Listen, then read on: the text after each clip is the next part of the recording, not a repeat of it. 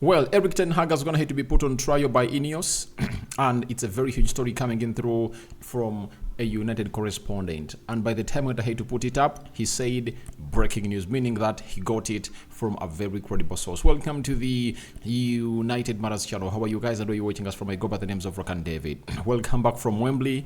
Yesterday on Sunday, it was really a very hard game that almost saw people really losing their health because the pressure was really huge. But for me, I'd gonna hit to reach a status, and I was like, all right, whatever is gonna come, let it come, because all we had to be doing was simple, getting ourselves into the ilk of obviously getting into the winning ways and really getting in through. But I tell you, the only team that deserved to be playing the final would have been to be Coventry City. Ralf Rangnick in the mix. Jason Wilcox is here in the mix, and also we are having the man himself, known as Erik Ten Hag, and what he wanted to do to the players of Man United after that game. Let's see close to how many likes. Let's see close to 300 likes matching this video, first video of the day. And we thank God for the gift of life. The Muslim is Barakallahu Fikum, and may the living to God bless you abundantly. And we're here to obviously go on. Now, let's obviously get it. Let's start it off from here. Erik Ten Hag is said to have turned into the United players in the dressing room, has turned into the United players in the dressing room after the game against Coventry yesterday. He was furious that United had allowed another game that was under their control to get away from them. Now, the manager is right. You know, you can allow it to happen against maybe Chelsea. Say, all right, they're a good team, and these are Premier League teams that you feel like they're really having a little bit of quality. But it is really unacceptable at Man United to lead against a side called Coventry by 3-0, and in the last 20 minutes you end up really conceding 3. That is really unacceptable. And I tell you, if you are to go to the plans of Man United and the levels of Man United, leading 1-0 against Brentford, and you lose 2 points in that game by really getting in an equalizer or conceding an equalizer, it's unacceptable. How can a team of Man United how can a team of United not defend 15 minutes? Sorry, just 2-3 minutes. It's also unforgivable at Man United losing the game of Chelsea in the remaining 82 seconds. That is it. It's unacceptable to lose the game against Liverpool in the remaining games, in the remaining minutes. Against Bournemouth, how can Bournemouth go 2 goals ahead of us? You get? That is all unacceptable. And I've always told you that sometimes people have gone ahead, obviously, gate the Erik Ten Hag as a scapegoat. But the fact is, are the players. Ask yourself, you're a player of Man United, and how do you allow such a thing to happen to the club of Man United? You are not supposed to be allowing that. And I think Ten Hag is right to obviously go at them and really shout at them. And I know Avram Glazer was one of those that really went ahead to go into the dressing room after the game of football, and I think he also went ahead and really addressed this, because sometimes you need the owners to go into the face of those players and tell them, I know you are used to a side of United that has continuously gone ahead to be sacking managers, but I tell you what, this manager is going to be here, he's going nowhere. If you feel like you cannot play for that manager, raise up your hand and you'll be on the next exit door when the transfer window opens in the middle of June. That is it. That is how you are supposed to go ahead and really stamp what we call authority onto the manager and really give him exactly the backing that he wants, because all what Ten Hag needs is that. He needs to get that backing from these people, and I wish Sir Jim Ratcliffe and Avram Glazer tell these players straight, eye to eye, that if there is any player that feels like Erik Ten Hag is not going to be, that is not willing to play for the club of Man United and not willing to really dance to the tunes of Erik Ten Hag, get out. Ten Hag told us when Ronaldo was here that he was given the right to hire and fire. You understand? He was given the right to hire and fire. So if at all he was given the right to hire and fire, I tell you, he has all what it takes to see to it that he gets himself in a position of really getting these players to exactly where they deserve to be. You get? So I'm really excited that Erik Ten Hag went ahead to lose his head in front of these players and went ahead and really told them, please, You are really downing tools, and this has gone ahead beyond, because I tell you, we've gone ahead to lose out on Champions League football because of how we've gone ahead to lose out on points. I tell you, if we had won against Brentford, won against Chelsea, won against Bournemouth, all those were 4 points and 7. Having 7 points to the 50 we are having, we'd have gone to be having 57 points, 3 points behind Tottenham Hotspur and 6 points behind Aston Villa. You get? Would have gone ahead to put ourselves in a proper picture of qualifying for the Champions League. But we've gone ahead to lose out on points like that, and our only lightening or burning candle almost blew off in the dying minutes. If it's not that offside line that was drawn, that game is out. We are out. So that's why Ten Hag really went ahead to obviously lose his head, and obviously went ahead to really go ahead and tell these players that, please, it's high time you really did the needful, because if you don't do that, I'm going to really throw you under the bus. And that's exactly what it's supposed to be. Though he's also to blame for the substitutions he made. How do you keep Alejandro Garnacho onto the pitch and let Marcus Rashford off? That is really a very huge red flag that Erik Ten Hag would not have gone ahead to do. Rashford was supposed to be taken off, and I think all my prayers are, let him really rest until the end of the season. Let him not play a game for Man United again. Let's use Amad Diallo, Anthony, Garnacho, Fosun Omari, Anton Martial might return. Let's use those players that can really take us to where we deserve to be. So that's all about Erik Ten Hag. Now, I brought you a picture yesterday when this man known as Jason was seated, all was in the stands, right? Was in the stands as Man United was really putting up a very bad display against Coventry at Wembley. And he was like, what are these players all about? And how do they really let in something stupid like that to cross our line? And this is how he was seated, and he was watching everything very well. And this is why I told you that we need people who can obviously put Erik Ten Hag onto the task, like to put him onto the task and really question him. How come we went ahead to really do that? This is Jason. This is Jason Wilcox. This is David Gill, the former chairman of Man United. He was really very supportive to Sir Alex Ferguson. And this is Sir Alex Ferguson. That's how they sat. And below them, this is Avram Glazer, and this is Sir Jim Ratcliffe. They were seated there watching that game of football. And guess what happened? We went ahead, obviously, almost throw off a lead that saw us go into extra time and really play in penalties. Now today, a huge story has gone ahead to be thrown to us that this man has gone ahead to start his job at Carrington officially. It has been told us by Chris Wheeler, football writer for Daily Mail. And no sooner had he gone ahead, obviously put out that story, than we got a story coming in through from Telegraph Dhaka that Erik Ten Hag will effectively be on trial over the next month as Man United's new technical director, Jason Wilcox, conducts an audit of the manager's credentials and dressing room relations before the club makes a final decision on Erik Ten Hag's future. Now, that's really the most important bit of it all. This is what I've always gone ahead to want, because when you look at Erik Ten Hag, he hasn't been under scrutiny because the people that were the club of Man United are not as good as he is when it comes, obviously, analyzing the game of football. You get? He can outthink them. Now, this is a sporting director. Sorry, this is a technical director who has been acting as a technical director, who has been acting as a sporting director for the side of what's the name?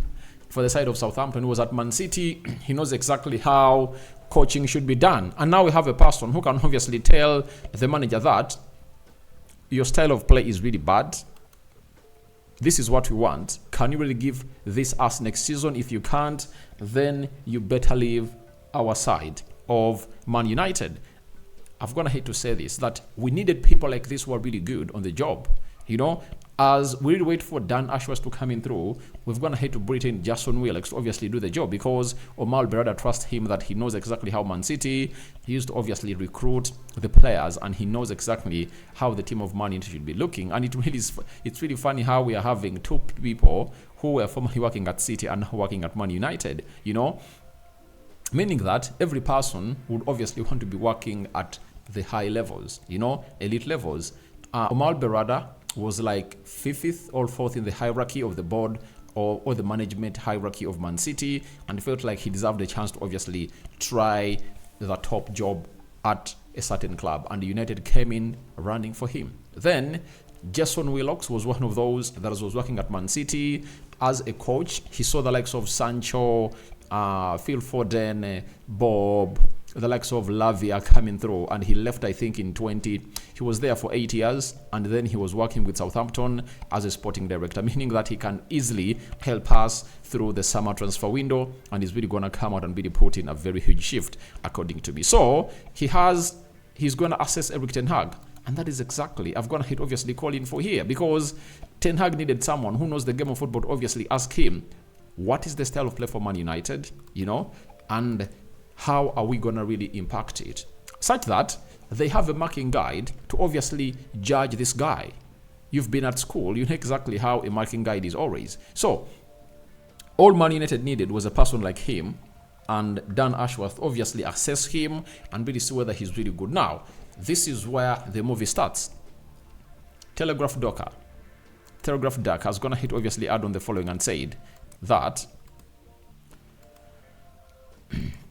he has said the following. Man United believe there are very many interesting and talented young coaches within Europe, such as Thiago Motta, Mikel, Roberto De Zerbi, and Ruben Almiron. Other managers such as Southgate and Graham Potter are recognized as fantastic characters and team players, but the questions there would revolve, among other things, around whether they have the personality to command that credibility with the dressing room. Thomas Tuchel is openly accepted to be a top-level coach, but recent experiences at Chelsea and Bayern Munich have shown he can be a difficult character, and while there is an acceptance that all the best managers are and should be challenging, United are keen to ensure that whatever happens next does not unsettle things even move.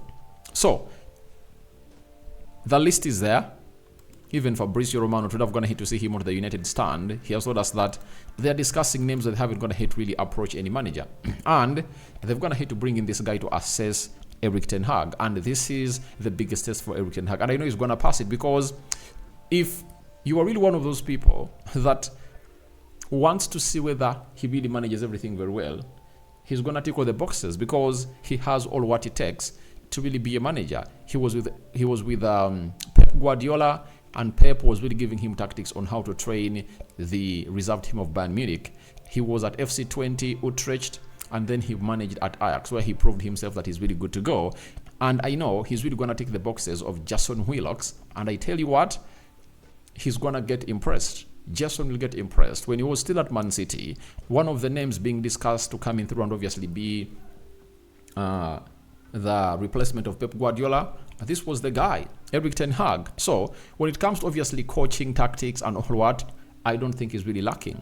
That is it. He's really a top level coach, but he's not having the players he needs to be having at the club of Man United.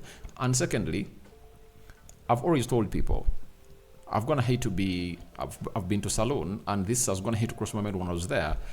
I asked myself, now, if you're having a car that has been having mechanical problems, and they tell you, or you're really willing to really sell it, and they tell you that there is a new mechanic, or there is a mechanic who has gone ahead to obviously be an expert in the type of car that you're really having. Let's say you are really driving a Mercedes-Benz, that he has an experience of like 4, 6, 7, 8, 10 years in really repairing Mercedes-Benzes. What do you do?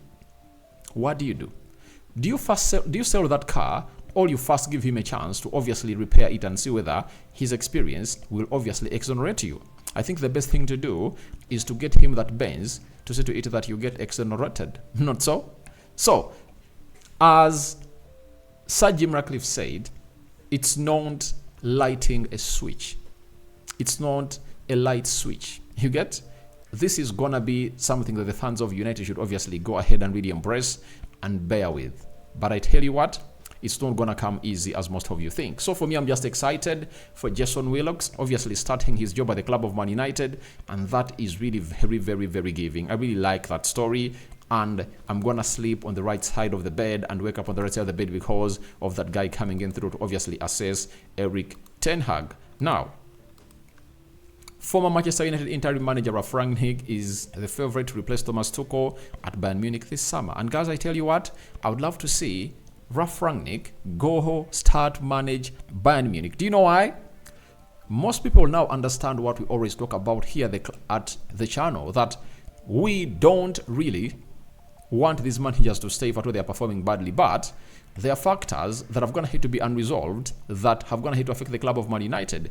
The man said United needs what you call an open heart surgery. We're supposed to serve as a consultant to obviously guide the flow of this club, but because John Mata was really threatened by the presence of this experienced old man, he sacked him, and now Bayern Munich are going in for him. And I tell you, if I was Man United, I wouldn't have gone to get excited. I would have gone ahead to really tell him, please, let's not even get in Erik ten Hag. Let's give you the job and see what you can offer, because we want to get in players that can come in through to set big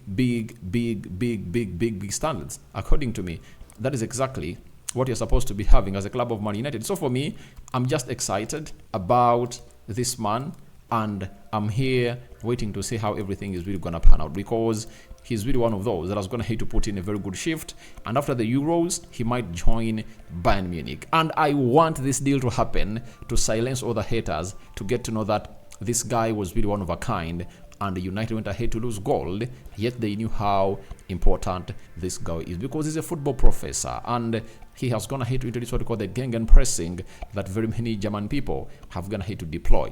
So guys, thank you very much for watching through. Tell me your thoughts about Ten Hag put on trial by INEOS into the comment section below. Tell me your thoughts about it, and what do you make about Ten Hag turning out the players of Man United after the game of Coventry City, where they went ahead to lose a win of 3-0 in a space of 20 minutes. And Ralf Rangnick going to Bayern Munich, do you think it exposes the Glazers, or it really backs us as we, the fan channels, that went ahead to obviously call out all those changes that they've gone ahead to start making? May the living to God bless you abundantly. The Muslims, Barakallahu Fikum. Rokan David is my name. I sign out for now. See you later. I'm returning in a Giffy.